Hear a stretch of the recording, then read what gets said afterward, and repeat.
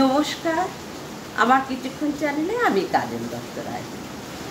আমি আপনাদের সবাইকে স্বাগত জানাই। আমি আজকে একটা আলুর বড়া দেখাচ্ছি, সেটা দেখাবো যেন এটা ভুলেই যাচ্ছে, সাদা তিল। এবার আমি এখান দিয়ে দেখাও। আমি নিয়েছি এখানে সাদা তিল নিয়েছি, আর 2 চামচ নিয়েছি চালের গুঁড়ো, আর এতে একটু লবণ মিক্সড আছে, স্বাদ অনুসারে যে যেমন খায় ঠিক তেমনি। আর এটা হলো কাঁচা লঙ্কা। আর এখানে আছে, কেউ বলে আলুর চোখা, আমরা বলি আলু সেদ্ধ মাখা। এটার সাথে এটা আমি মাখিয়ে নেব। এবার এটা আমরা খাবো কেন, এর কিছু গুণাগুণ আছে। এই সাদা কি জানো, সাদা তিলে এতটাই গুণ আছে। এই সাদা তিলটা যদি কেউ মাসে অন্তত 4 বার খায়, এইভাবে, এটা তো মুখরোচক করছি, এমনি লঙ্কা দিয়ে বেটে পোস্তর মতো খায়, মানে ক্যালসিয়াম জিনিসটাই লাগবে না। মাস 6 খেলে তার হাড় শক্তপোক্ত হয়ে যাবে। সাদা তিলের ঠিক এতটা গুণ। আর আমি আজকে সেই সাদা তিল দিয়েই একটা আলুর বড়া বা আলুর ফ্রাই বানাচ্ছি, টিকিয়া।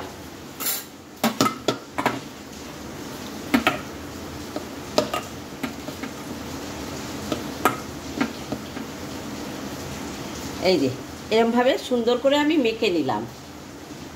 এবার আমি এটাকে দেবো। এটা গরম ভাতের সাথে ভীষণ ভীষণ সুস্বাদু লাগে। এবার আমি এটাকে ঠিক পোস্তের যেরম বড়া হয় ওরমভাবে আমি এটাকে গোল আকারে এইভাবে একটার পর একটা দিয়ে দেব।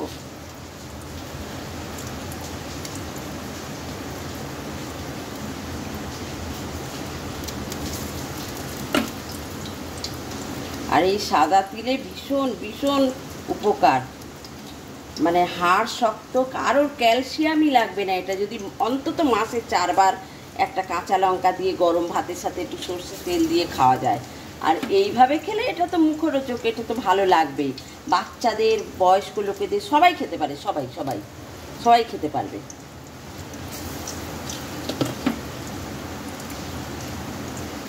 আপনারা এইভাবে করে খাবেন, ভাল লাগবে। সাদা তিলের আলু দিয়ে টিকিয়া।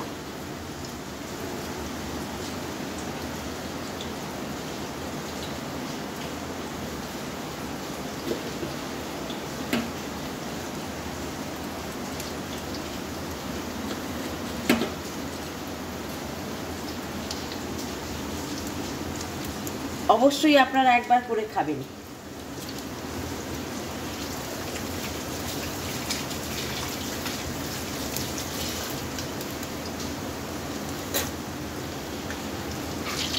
আর খেয়ে ভালো লাগলে আমাকে একটা কমেন্ট করবেন।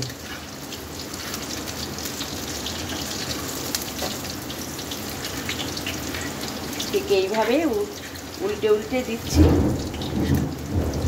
দেখুন কি সুন্দর আস্তে আস্তে তিলগুলো ভেসে উঠছে। এটা কিন্তু সাদা তিল, বারবার বলে দিচ্ছি, এটা সাদা তিল। এবং কিচ্ছুই লাগে না, একটু কাঁচা লঙ্কা কুচি, একটু নুন, একটু চালের গুঁড়ো দিয়ে এটা আলু চোখা বা আলু মাখা দিয়ে এটা মিক্সড করা আছে। আর গরম ভাতের সাথে ভীষণ ভাল লাগে খেতে। এটা হচ্ছে, আমি আর এটাতে বড় করতে চাইছি না, আমি এরপরে ভাজা হলে তুলে নেব।